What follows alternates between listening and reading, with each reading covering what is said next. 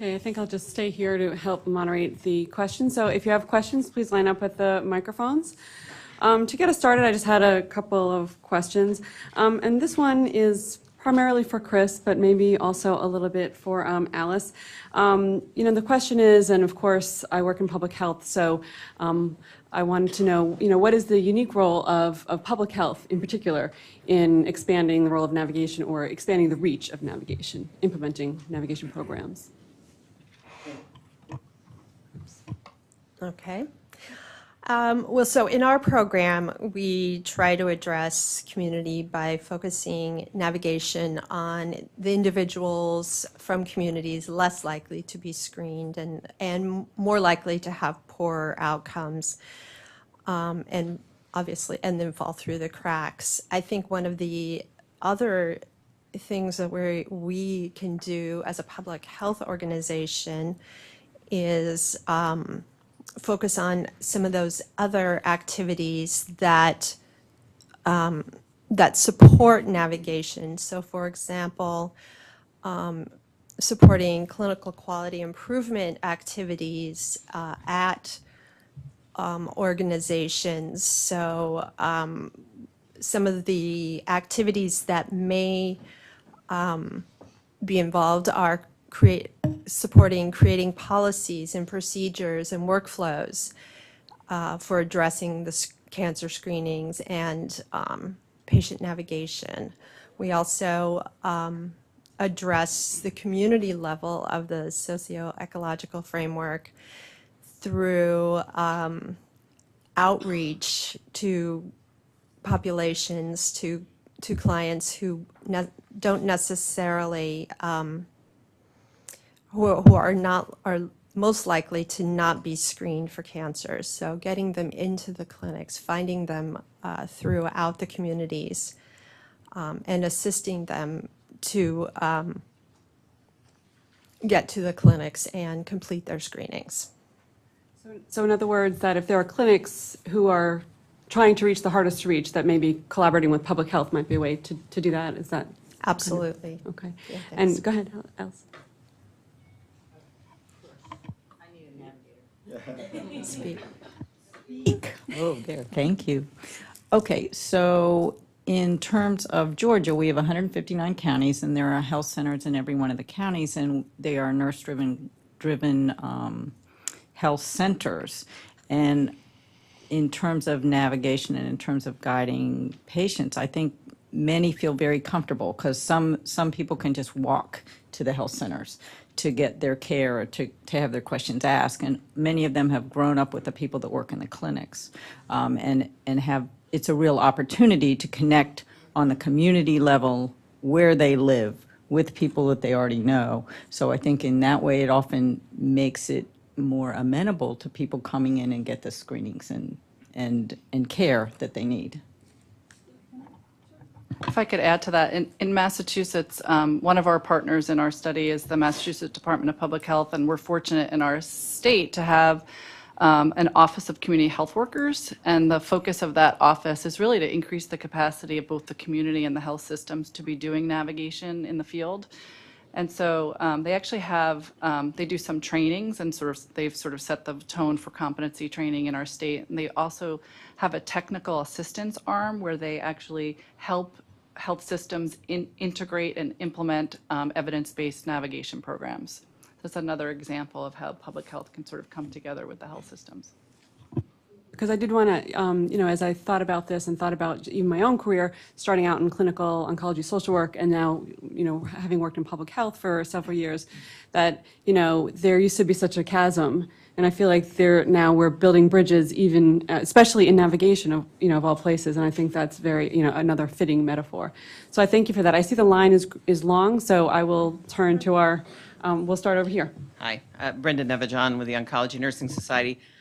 Thank you. Very comprehensive look at different models. I think I've got a two-part question.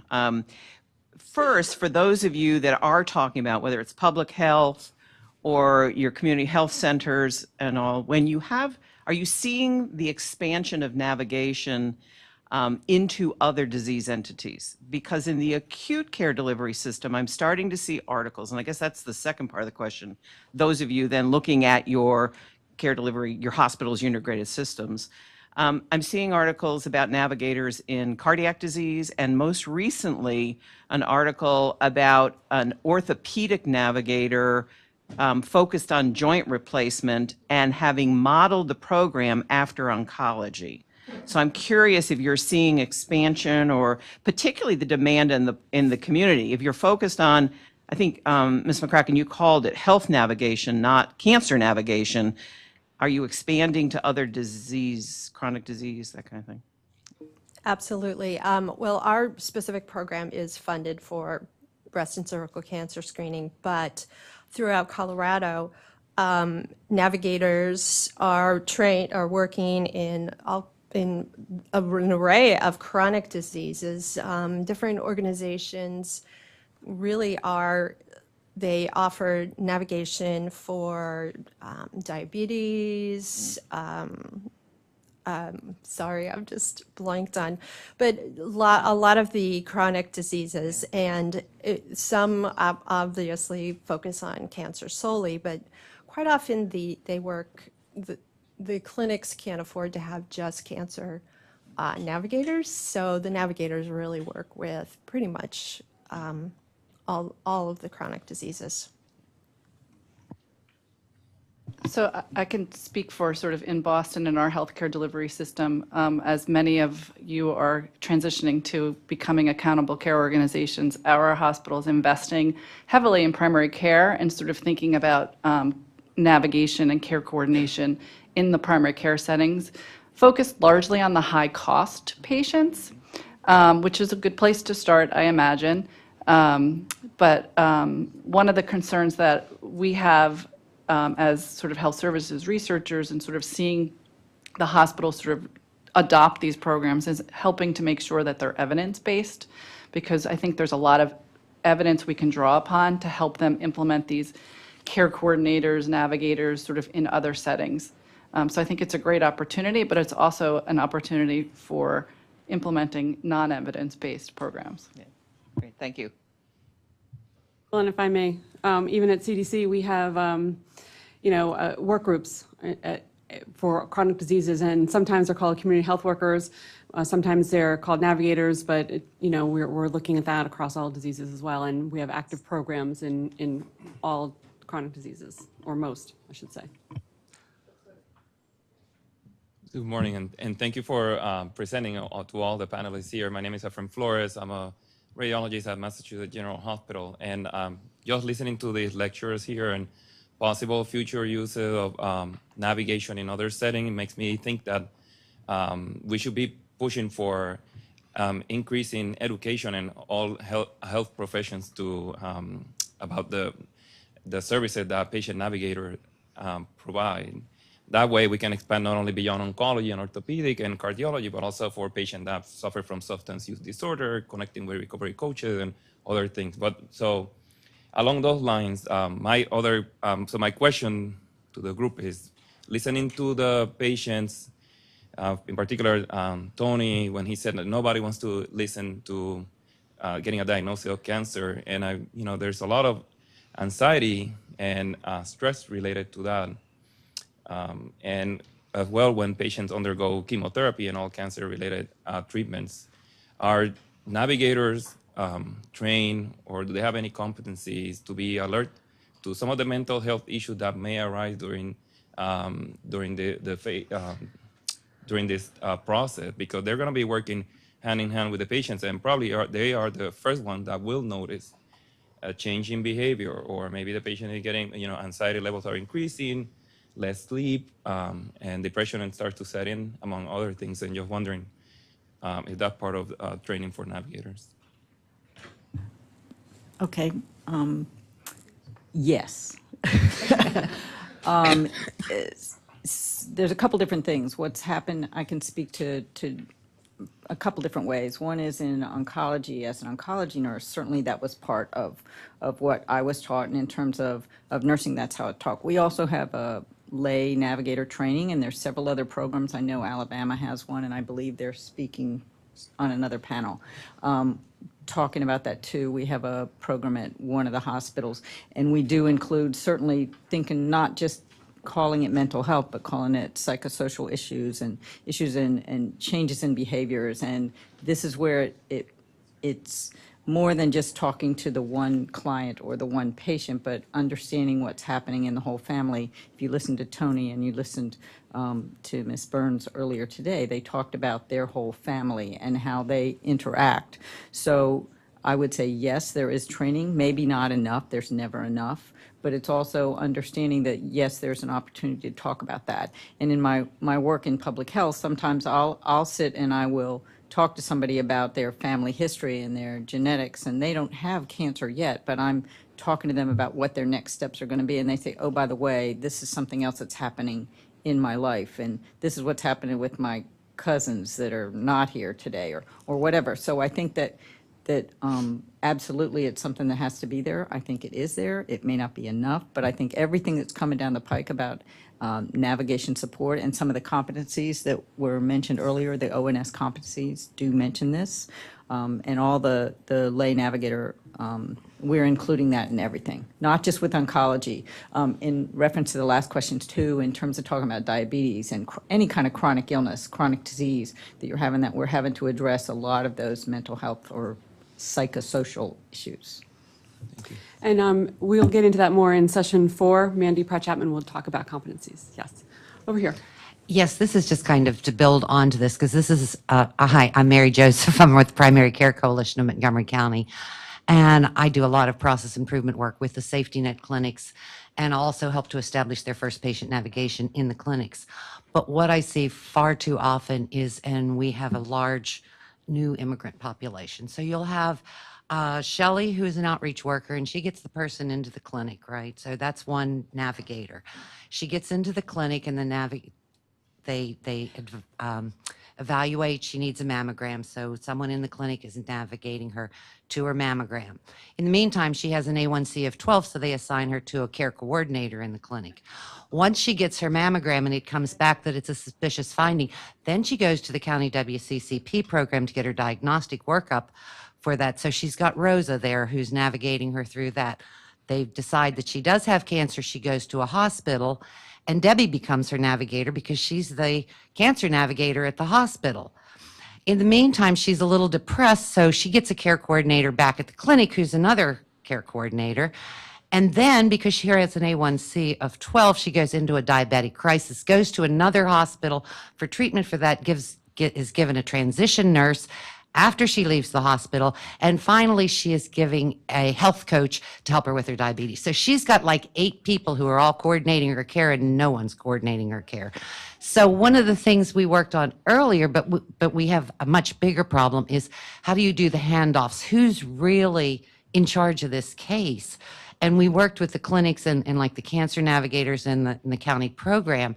But when you add the chronic diseases, and most of the cancer patients I've seen have something else going on with them. They're not just a healthy, otherwise healthy cancer patient. So I just wanted to bring that up and see if anyone's come into this, or how do you address this? Thanks. Clearly, patient navigation is a solution to all of it. Now, patient navigation is not going to solve our fragmented healthcare system, and that is one of the main problems that we're facing, as we all know, in our country. And so that's a very real problem. I think to some extent the patient-centered medical homes have tried to address that and have a navigator there who could be the navigator who coordinates all the navigators. They don't exist everywhere, and even when they exist, they're not perfect. But anyway, it's a great problem that I am going to see if anyone else has something to say about. Yeah, so that raises an aspect of this that needs to be talked about. So we talk, what you just described is a need for interdisciplinary care. So we throw these terms about all the time, multidisciplinary, patient navigation. But when you ask, okay, what does it mean to you in the sense of how have you interpreted it and therefore implemented it? You find this incredible diversity of practical interpretations of what these terms mean. But so think about it in some ways as the anatomy of care delivery. But there's also the physiology of care delivery, which is how do we truly interact? And there's a principle, there's a whole area of study, team science, that actually deals with that. The human psychologic interactive components of complex social networks. So certain things, so, transparency, mutual performance monitoring, shared mental models. When I'm saying this is what we're trying to do you have the same picture in your head of what we're trying to achieve? When we say we're trying to provide care for this individual you just described, am I saying, yeah, I'm here to make sure our A1C gets to below 6 and that's the end of my role? Or am I saying this is an individual who needs to get well and we have to do whatever it is we have to do in combination to get well? So there is a science, it turns out, around this, which is very well applied in other parts of the economy. And healthcare seems to lag well behind that. And it's something for us to be aware of. I think something that's clearly evident is, yes, interdisciplinary care is important, but it sounds to me like follow-up what didn't happen in that particular scenario. So if just one of those navigators, transition nurses, whatever you want to call them, had reached out to the patient to follow up and see where she was in her care, I think a lot could have been resolved. So I think that was a fabulous question, a complex one to answer, but my thoughts on it relate to competency training for navigators. So it's true that there's an increased sort of web of these sort of support systems that are being put into place, and we're calling them many different things: navigators, community health workers, care coordinators. And there's tremendous variability in the evidence base in which they're conducting their work and the way in which that they're trained. So I will be talking more about this tomorrow, but the National Patient Navigation Roundtable has just convened its inaugural meeting last week.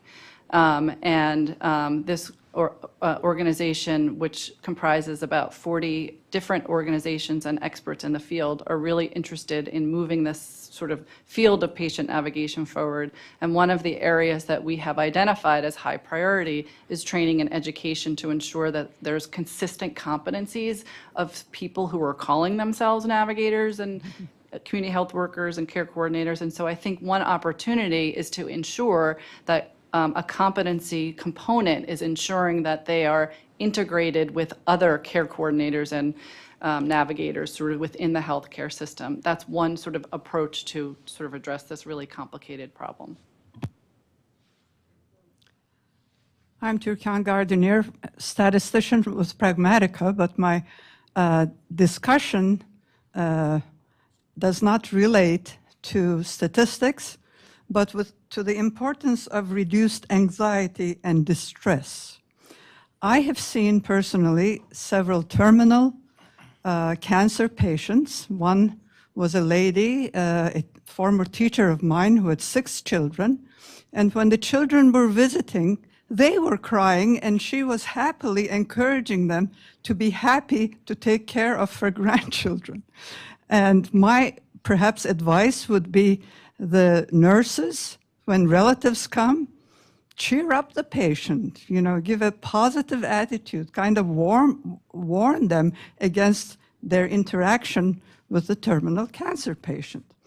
On the other hand, we also have a case in the senior living situation that we're in, where a prostate cancer patient whose cancer had metastasized, and he was told that he should take care of himself and wait for death. Well, his wife stopped using the wheelchair, let him start driving when he was not on pain medicine, and he's much happier. He's talking in meetings, and if anybody mentions his disease, he says, I don't know how long I'm going to last, but I'm happy. And he's still alive after a while.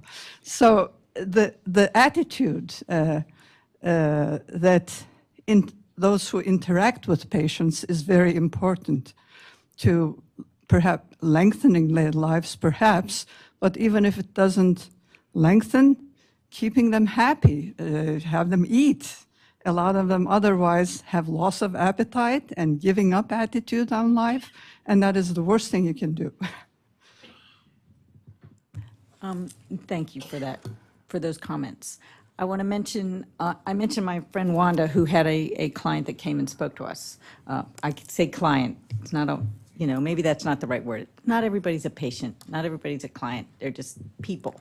So they came and spoke to us, the husband and wife team came and spoke to us. And the wife did say that people came in kind of gloom and doomish, and she sort of put them on task. So she came up with a top 10 every day. Every day that this guy went to his treatments to radiation therapy, the top 10 things that he needed to learn. And he did get brachytherapy, so there were a number of things that he was told about but didn't really cogitate about what this would be. Some of it involved parts of the body that he hadn't really thought about being invaded that ended up being invaded. And I don't want to say anything else in mixed group because it was all about prostate. And anyway, so she developed a top 10 about things you need to be aware of and the ways that you can say things. So I guess my point in saying that is just that, yes, it is so appreciated, and you do need to remember what it is you're saying to the person that come in. Sometimes it is the patient or the client or the person who is affected who is the one that's supporting the family, who is the one that's helping the family know what to do, but often it is around the other way too. So we're there to meet them where they are and help them where they are and be aware of that sort of thing. So I really didn't answer any question, but you didn't have a question, so thank you very much. We'll go to this side. Hi, my name is Ron Klein. I'm a medical officer that works at CMS on the Oncology Care Model. We have some OCM practices here, and that's great to see that. Some of you may be aware that the Oncology Care Model requires that the core functions of patient navigation be provided as part of the practice redesign elements. So this is your chance to make policy. We have 190 practices, about 150,000 unique beneficiaries per year.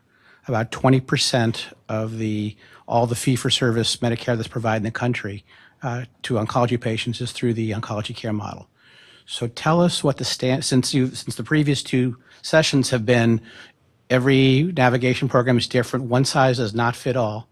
Tell us at CMS, what are the standards, what are the commonalities we should look at to make sure that OCM practices are fulfilling that requirement? Like right now, or for the public, that comment period that we have until November, what is it, 20th? Well, that's a general CMMI RFI, but I mean, specific to OCM, tell us how we can, tell us what we should be looking for when we site visit the 190 practices, including Lancaster General. So so thank you for that invitation. We will definitely take you up on that. As I'll talk more about tomorrow, the National Navigation Roundtable is thinking strategically about how do we take this conversation from today and move it forward longitudinally. And if that's a strategy for us, we will absolutely take you up on that. Yeah, Ron, great point. So you raised several things. When we did our multi-stakeholder evaluation, one of the things that we heard from third-party payers was, yeah, these terms, what do they mean? Why should I pay for it? What is the value added that I can recognize? And when I see it, how am I going to know that's what it is? So the idea of benchmarking is really what you're asking here, and I think that what we did in our study was we developed these benchmarks based on different stakeholder input, and then brought them together. Now the thing about the OCM is the thing that triggers the OCM, of course, is a chemotherapy encounter. So basically, we're talking about one edge of the cancer population, the cancer continuum. There are benchmarks that we developed that are relevant to the pre-chemotherapy aspect. There are also benchmarks in the post-chemotherapy aspect. One thing I'll tell you is, as you probably I think you were actually one of our third-party executive panelists that when we did our focus group with Lee Newcomer and a bunch of other people. Yeah, I think I was actually. We're actually analyzing the data, and we're going to actually present all of this in the course of 2018. I think there will be very relevant benchmarks that we can tell you, in fact, not only tell you what the benchmark is and how it relates to outcomes, where it's a process benchmark, but we can also tell you whose perspective it represents, whether it's the patient or caregivers or the providers and so on and so forth. And then you guys, the policy guys, can then take the spectrum of evidence and then decide how you want to weight them in terms of payment. Okay, thank you.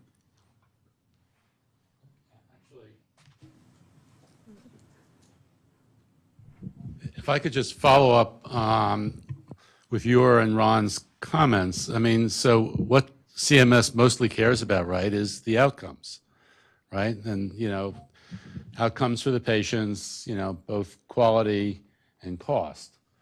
And the question is, what can you measure and how could you link it, you know, to these types of services? And as I think you started your comments out, you know, maybe one size doesn't fit all. We've heard some very different models of navigation care here today. Would you not care which model was used as long as the outcomes were the same? What? And then, yeah, so which outcomes, right? So I don't know how much time you guys have. I mean, don't want to derail this. I mean, Minutes and 42 seconds. all right, there we go. I mean, I think that we care about outcomes in a variety of different ways, and we say that one of those outcomes is providing the core functions of patient navigation. So I guess that's sort of the hard question I'm asking, and I realize I'm asking a hard question, which is when we go to one practice and they say, and they're doing X, another practice is doing Y, what are the guideposts we should use at CMS and say, you're not really living up to this standard versus yes, you are?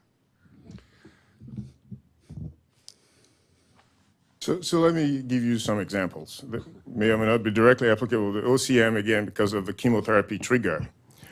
So some of the benchmarks that we have applied are things like the thoroughness of staging. When the stage is going to drive your treatment, how often did you actually confirm that stage?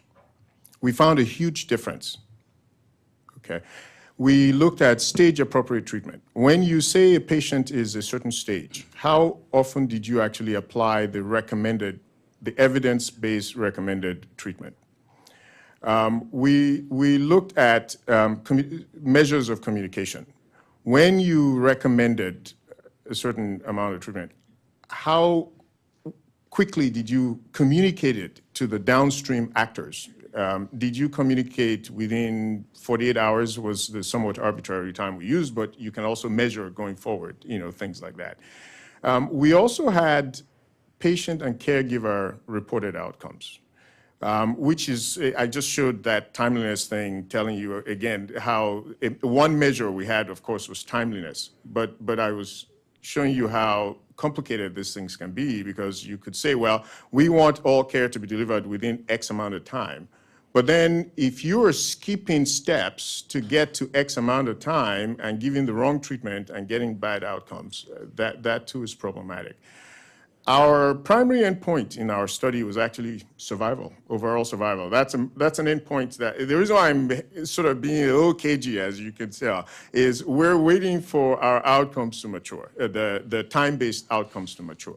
But the process outcomes and the patient and caregiver reported measures, we actually will be reporting in the next few weeks and months. And I will definitely communicate with you directly as we have those ready. So this is Electra Paskett, Ohio State. I think your question is a huge question, and perhaps could be really one of the fundamental reasons we're here today. And we have the Navigation Roundtable, which I also am a member, complete disclosure. But I think what needs to happen is for every point along the cancer care continuum, there be a box in terms of outcomes, and the outcomes can either be process outcomes or hard outcomes, you know. So I think the community of navigation, we can come up with those boxes. But I think, so that's the outcomes here that you could use as benchmark or outcome, whatever you want when you go into these practices. But the other set of boxes need to be for some sort of training or certification for navigators, regardless of what level, regardless of whether they're lay or whether they're nurse navigators. There are some common things that the navigators need to know and be trained, and there actually are certification programs for navigators. And so I think both of those need to be part of your evaluation, the evaluation of the navigator, they call them a navigator, and then the different outcomes along the cancer care continuum that we can talk about and come up with a nice way that you can look at them. If I could just add one thing. So I could think of a few buckets. You could say, and we've heard about this morning, patient satisfaction, and how that relates to navigation services that are effective, that are provided. We talked about timeliness of care and how navigation services related to that. That can be an outcome. And then I think it was Darcy this morning, talked about things that I know you're very invested in, like hospitalizations and readmissions and ED visits, all of which reflected presumably effective navigation care. So those are, three buckets of outcomes, if you would, that are affected by other aspects of care as well. But really what you care about is the overall effective package of care, of which navigation is one. And should that be how you're measuring this? Talk more later. Okay, we have someone over here. Yeah, my name is Sarah Oon. I'm the Director of Community Health Programs at MGH Chelsea, which is a small community health center outside of Boston, and I'll talk later on this afternoon. But one thing I just want to make sure is coming up in the conversation around navigation is the supervision of navigators. We've talked a lot about competencies and training and kind of making sure we're getting the right navigators in, but really the ongoing supervision, because navigators often have shared life experience, so there's often triggers that come up. They're dealing with really hard cases, one after another. So one thing that we've seen too often is that, you all of a sudden have a community health worker navigator who's being supervised by, a doctor or a nurse who really doesn't have time, who really has never worked with community health workers. So I think that that's just a really important part to bring into the conversation, that sort of the ongoing support and supervision and taking enough time with the navigators and community health workers to do the work. So I just wanted to bring that up.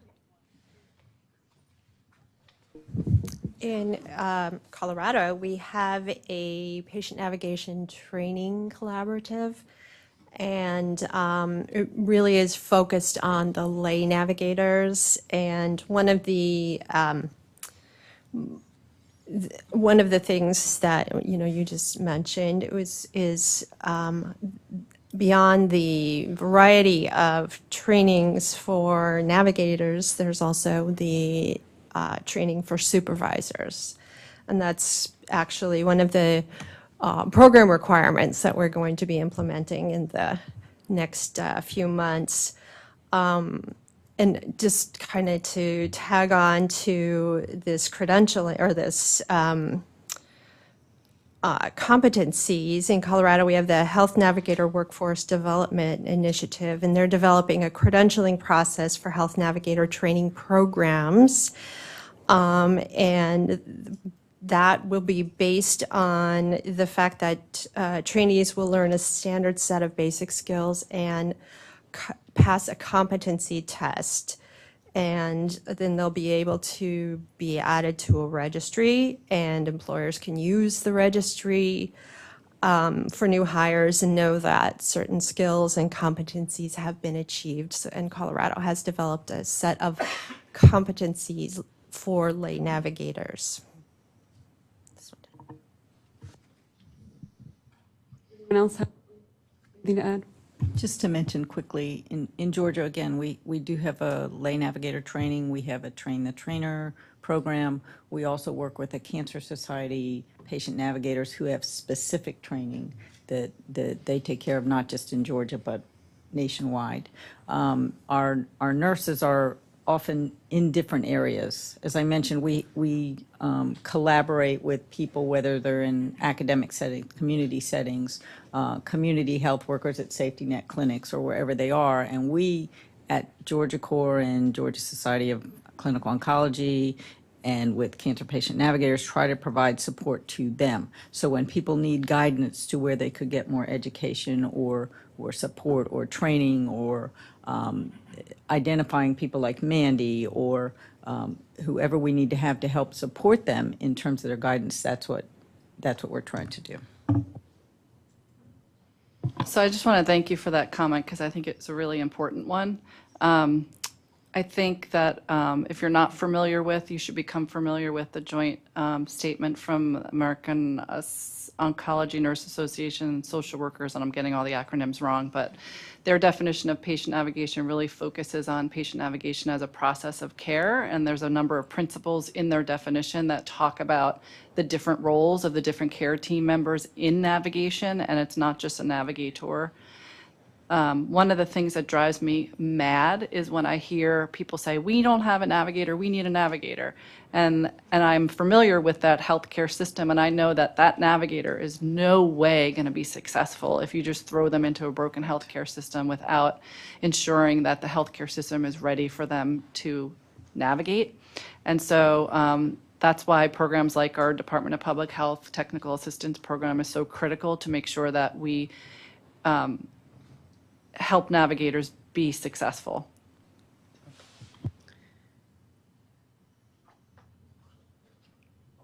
Hi, Brenda Nevijan, ONS. Perfect segue to what I wanted to share. I actually want to quote Vice President Biden, who during the moonshot talked about work together, break down these boundaries, that why he was really talking more about the pharmaceutical device, the private sector. But I think we have an example of that here in terms of we shouldn't have differing definitions or differing measurements of an OCM model, a COC model, a Livestrong model, an ACS model, or whatever. But I'm also well aware that when it comes to then the healthcare delivery site, everybody wants to tailor it themselves.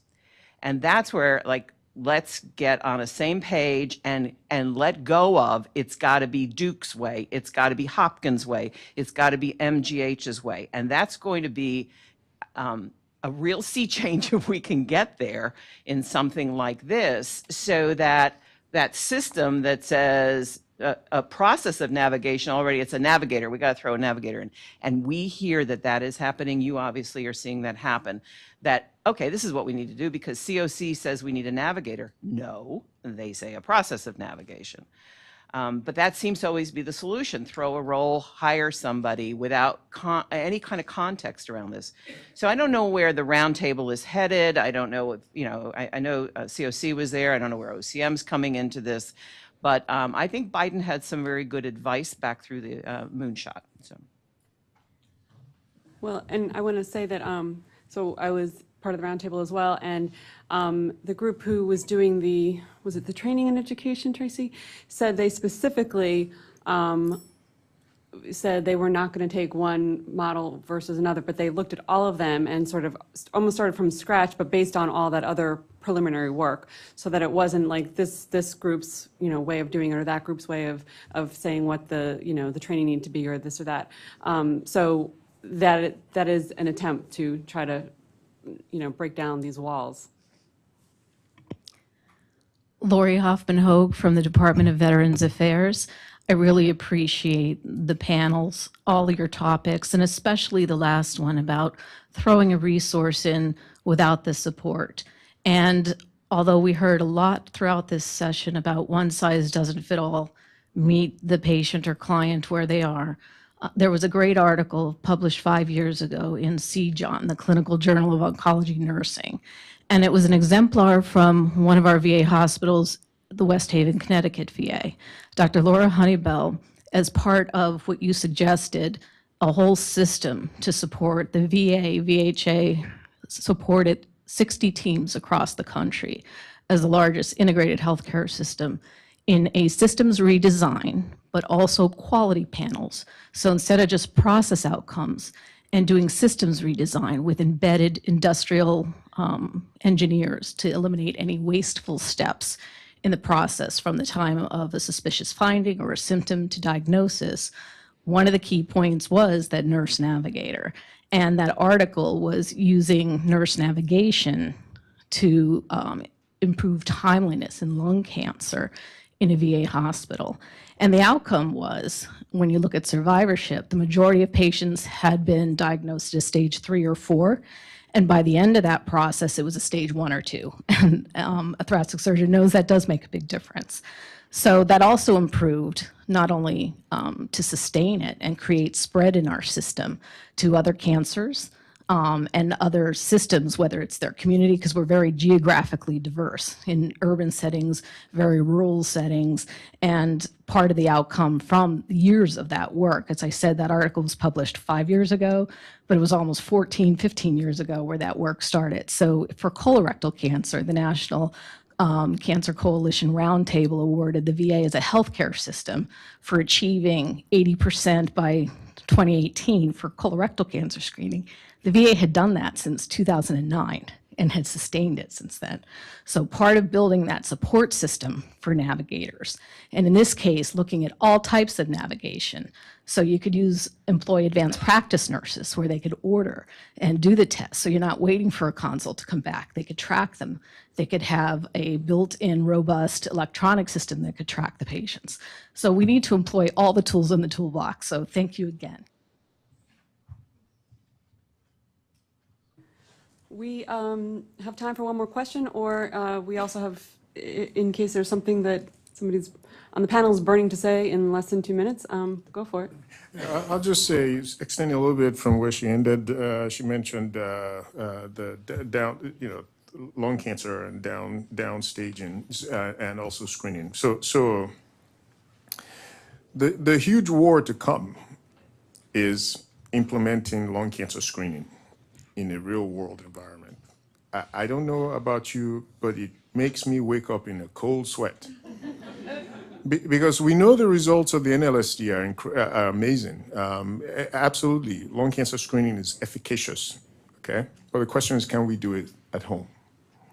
And it's going to take a systematic approach that is going to, yes, require navigation for us to be able to actually implement this in the very diverse and complex healthcare systems with the very heterogeneous populations that tend to be skewed actually towards the lower end of the socioeconomic scale with this particular challenge.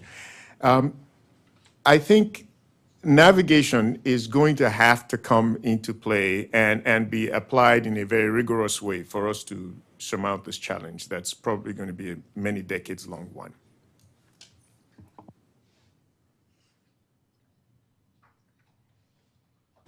Well, I'd like to thank the panelists again for wonderful presentations and for stimulating such rich discussion. And I think we're about ready to go to lunch. Thank you again.